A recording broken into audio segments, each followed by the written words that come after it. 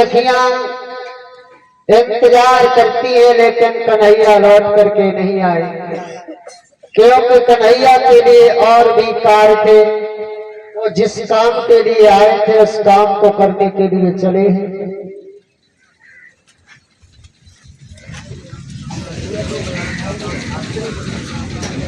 इधर मथुरा में भगवान श्याम सुंदर रह रहे हैं।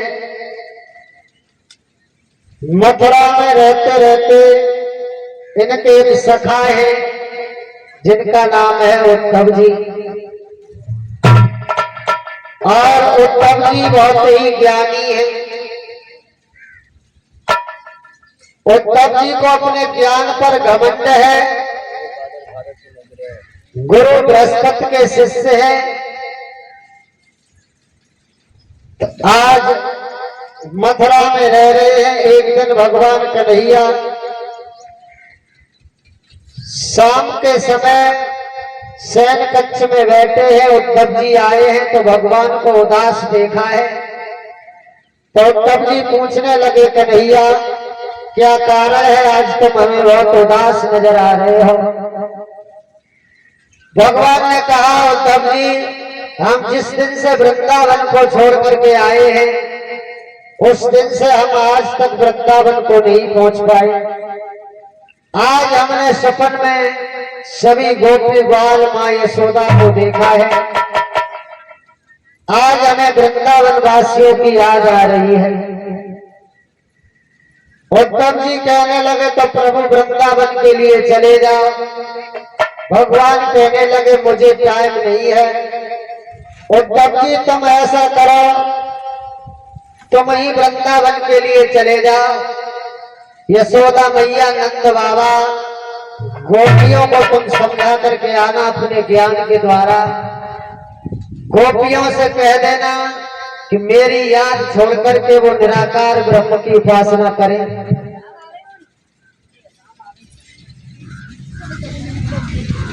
उद्धव जी से कहा है भगवान ने।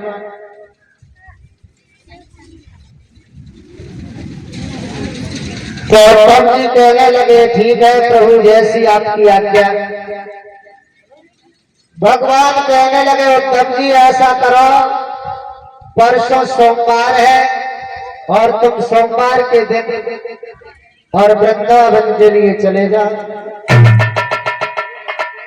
सवेरा जब होता है तो वृंदावन के लिए उद्धव चलने के लिए तैयार होते हैं। और इधर भगवान कन्हैया ने रथ सजवाया है। कन्हैया का रथ है। भगवान का पीतांबर डाल करके मुकुट लगा करके उद्धव जी वृंदावन के लिए चले हैं।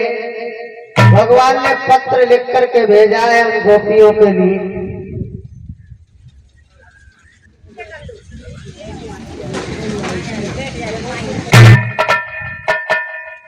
रथ पर सवार होकर के भगवान कन्हैया जो है उद्धव जी वृंदावन के लिए चले हैं। भगवान ने समझाया है उद्धव जी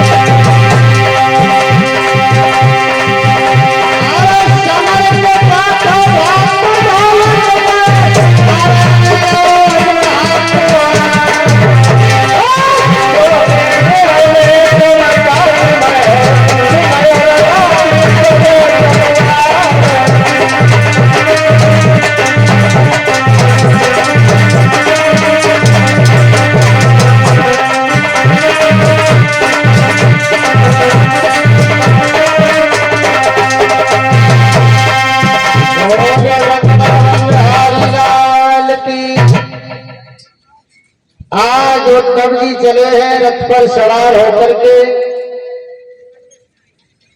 वृंदावन के लिए जा रहे हैं। भगवान का मुकुट लगाए हैं, भगवान का पीतांबर डाले हैं। वृंदावन की सुंदरता को देखते हुए उद्धव जी जा रहे हैं।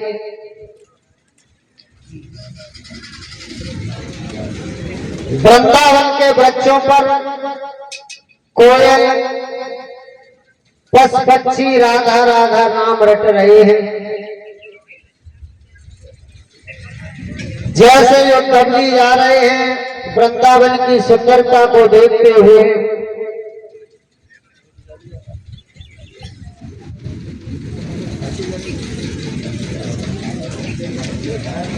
उद्धव जी जब पहुंचते हैं वृंदावन में तो इधर सखियां जो है जल भरने के लिए आई हैं, पनघट पर बैठी हैं। किसी सखी ने जल को भर लिया है लेकिन घर ले जाने की सुध नहीं है। किसी ने गागर को कुआं में डाल दिया है तो ऊपर उठाने की सुध नहीं है। कोई सर पर गागर रखे है तो उसे घर जाने की सुध नहीं है। उसी पनघट पर खड़ी है सभी। इधर उद्धव जी रथ लेकर के आ रहे हैं।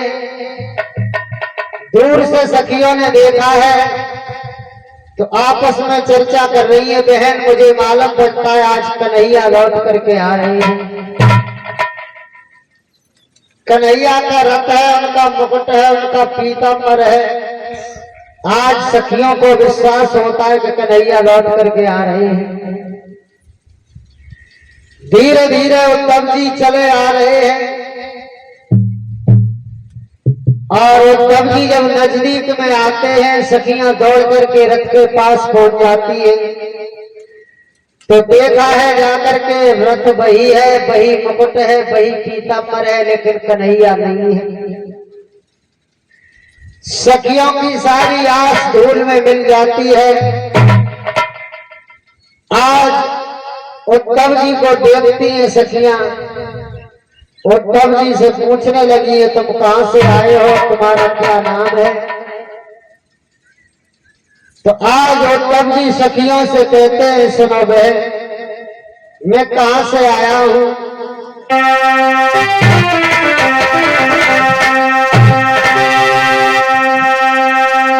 सखियां पूछ रही है तुम्हारा कहां से आना हुआ, तुम्हारा नाम क्या है।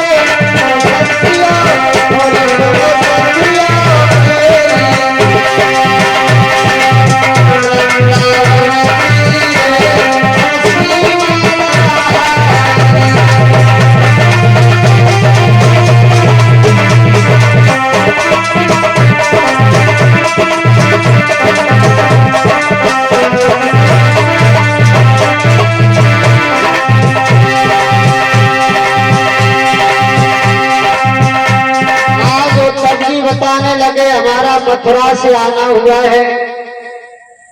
भगवान कन्हैया ने हमें भेजा है, हम तुम्हारे लिए पत्र लेकर के आए हैं।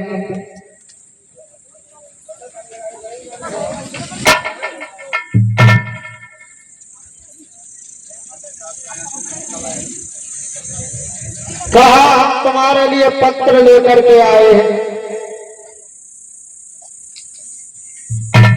तो उसी समय सभी सखियों ने उन पत्र को लिया है। पत्र फाड़ करके सखियों ने फेंक दिए। कहा वो तब भी ये पत्र हमें क्या धीरज बताएंगे, जब कन्हैया हमारे साथ स्वयं खेले हैं तो इन पत्रों से क्या धीरज बांधे। तब जी समझाने की कोशिश करते हैं सखियों को,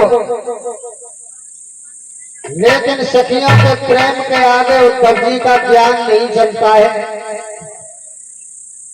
उद्धव जी को यशोदा मैया लेकर के वृंदावन में पहुंचनी है। उद्धव जी 2-4 दिन वृंदावन में रुके हैं, लेकिन उन्होंने सखियों को नहीं समझा पाया। सखियां भगवान से सच्चा प्रेम करती हैं, प्रेम के बस में ही भगवान होते हैं। उद्धव जी अपने ज्ञान के द्वारा उन्हें समझा रहे हैं।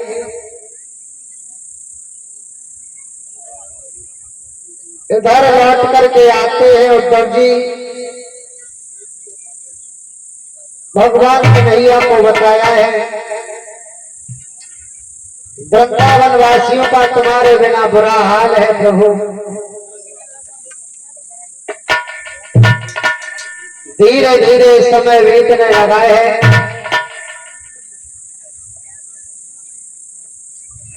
इधर लौट करके चले आते हैं। इधर जरासंध जो है वो मथुरा पर चढ़ाई करता है। एक बार नहीं, जरासंध ने मथुरा पर 17 बार हमला किया है और 17 बार भी जरासंध हार करके चला जाता है। अब की बार में जरासंध जो है अपने साथ में कालीबन को साथ लेकर के जाता है। कालीबन इनका मित्र है और कालीबन के साथ में मलेच्छी सेना है,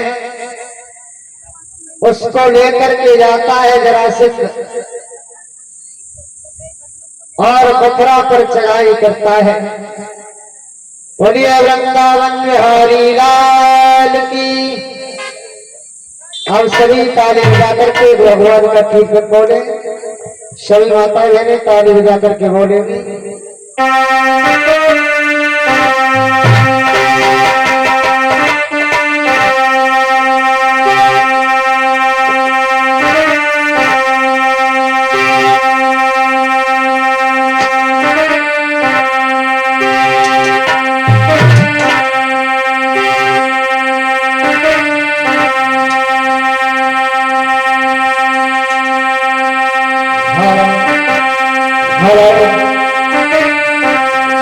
जय श्री राधे। हेलो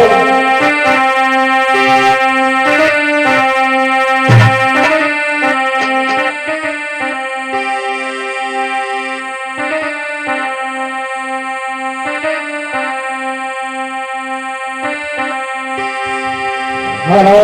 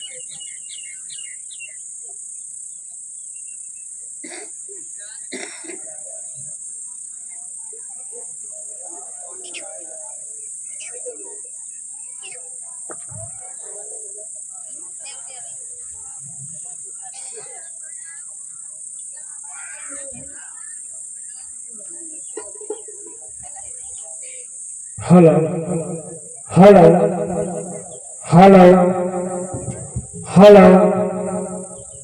हेलो जय श्री राधे। हेलो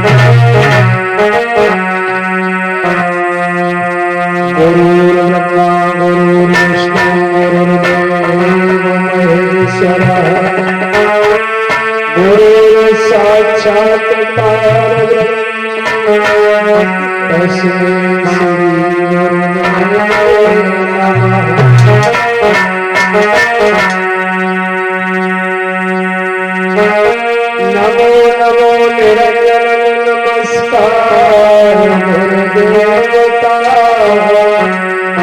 वंदनम सर्व साधुवाय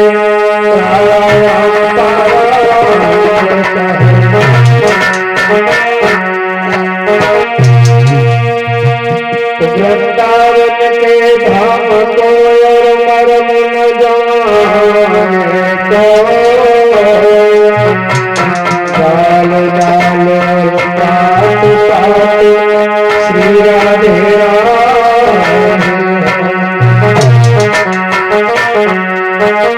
कथा सुन जब होते हैं आओ वीर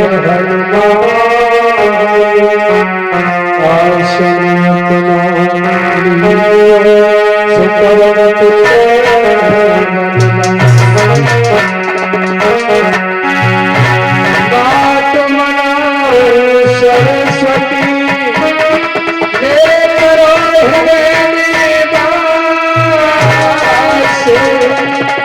लाज हमारी राखियो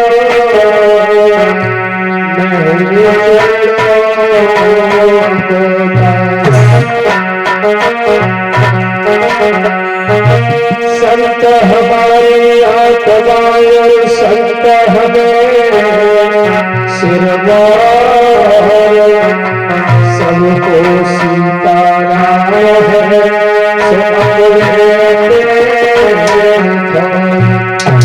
बोली गोविंद भगवान श्री भागवत महापुराण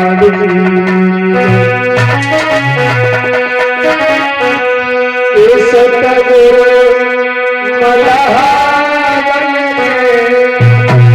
और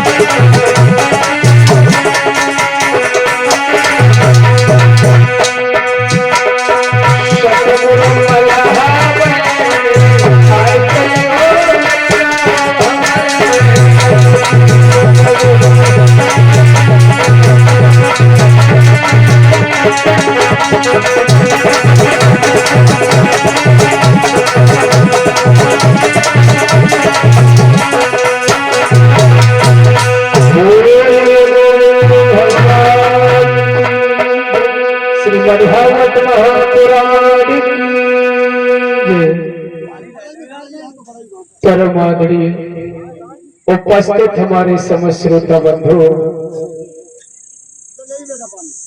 इस पंडाल में मौजूद पिता के समान बैठे हुए हमारे सभी बुजुर्ग लोग, नौजवान सभी भाई बंधु और हमारी माताएं बहनें,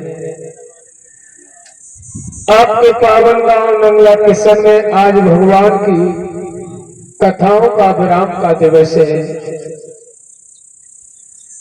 सभी भाई बहन माता बहनों से, सभी ग्रामवासियों से, सभी से अनुरोध है कि आज सभी लोग थोड़ा सा समय निकाल करके भगवान के दरबार में आए।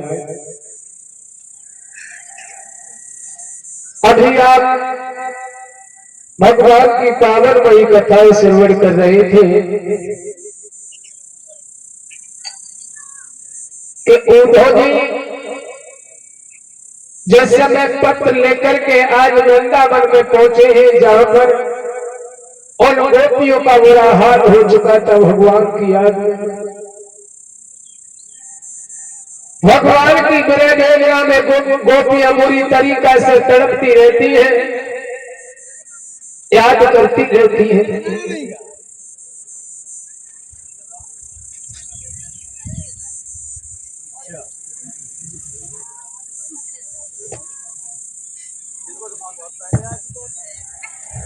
उसके बाद में श्याम सुंदर की याद में गोपियां बिलखती रहती है। इधर उधर धीर बजाने के बाद में गोपियों को और कह के गए हैं श्याम तुम्हें भूले नहीं है, जरूर आएंगे।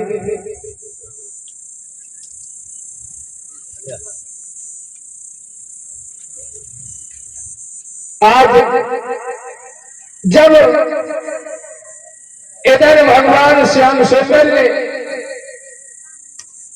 मामा कंस को मार दिया था, तो उनकी पत्नी जो थी अस्थि और प्राप्ति ने जाकर के अपने पिता जरासंध को बताया है। जरासंध ने 17 बार आक्रमण किया, लेकिन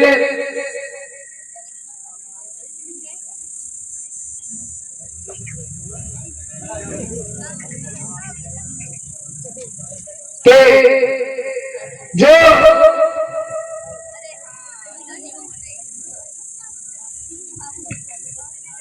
धीर अंत में भगवान के सामने एक पेश नहीं गई। उस 17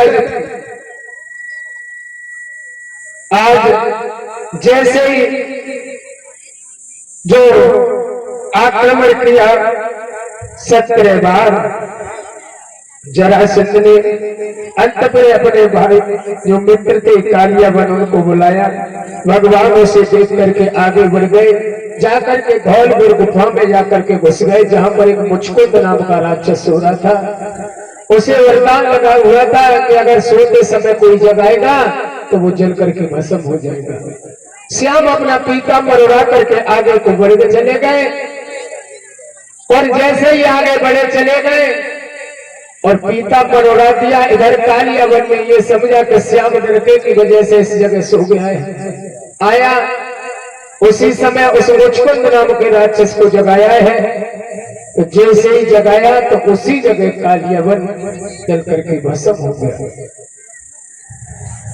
आज धीरे धीरे श्याम अपनी बाल लीलाएं करते हुए, उसके बाद में श्याम ने द्वारकापुरी का निर्माण कराया है। द्वारकापुरी का निर्माण किया है श्याम ने। एक बार जब द्वारकापुरी में रह रहे हैं तो इनके बड़े भैया बलराम शादी लायक हुए। जब शादी लायक हुए हैं बड़े भाई बलराम, तो इनकी शादी आ रही है, तो जो अरहत नगरी के रहने वाले थे महाराज रेवतक, उनकी लड़की का नाम था रेवती, जो सतयुग में पैदा हुई थी और द्वापर युग आ गया था, जिसकी लंबाई 21 हाथ की हो चुकी थी। उससे और बलराम की शादी तय हुई है। भगवान श्याम सुंदर ने जाकर के अपनी भाभी को देखो और सोचने लगे, इतनी लंबी हमारे महलन में, इतनी लंबे तो दरवाजे कैसे घुसेगी, 21 हाथ लंबाई है। उसके बाद में भगवान ने अपने भैया बलराम से कहा कि भैया तुम तो छोटे हो और भाभी बहुत लंबी है, तो आज बलराम ने जाए के और अपने जो रखते थे साथ में हल, और उसके बाद उसमें ठोक लगाई है, तो अपने साज की है रेवती। शादी करने के बाद में बड़े प्रेम के साथ में आज अपने और महलों में रहने लगे हैं। महाराज आज शादी बलराम की हुई है। सभी लोग ताली बजा के भगवान का कीर्तन बोलेंगे। आगे बहुत सुंदर कथा है।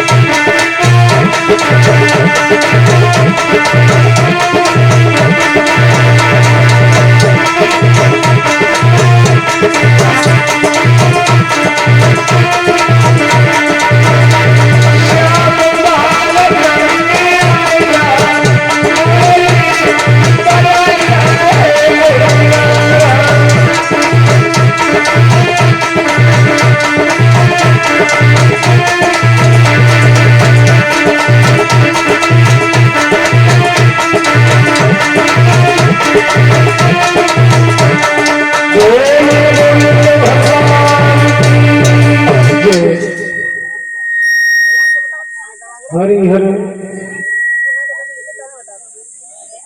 गंगा मैया के किनारे पर बैठे हुए व्यास नंदन पुत्र सुखदेव जी महाराज उत्तरानंदन परीक्षक को कथा श्रवण करा रहे हैं। जब बलराम की शादी हुई, धीरे धीरे समय बीता है। जब समय बीता है तब एक बार भगवान कन्हैया और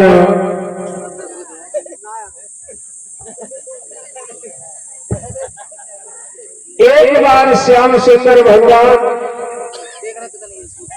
और